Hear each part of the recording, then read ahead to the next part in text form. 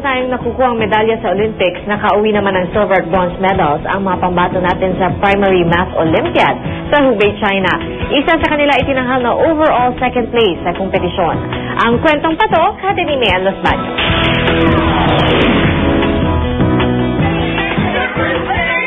Kitang-kita sa tamis na mga ngiti ng mga batang ito ang kaligayahan sa kanilang pagbabalik bansa kagabi mula sa Hubei, China, kung saan lumaban sila sa Primary Math Olympiad. Nag-uwi sila ng silver at bronze medal. Aminado ang mga estudyante na hindi naging madali ang kompetisyon, pero pinaghandaan naman daw nila ito ng gusto. My teachers reviewed me and lots of prayers. I train every Saturday for months.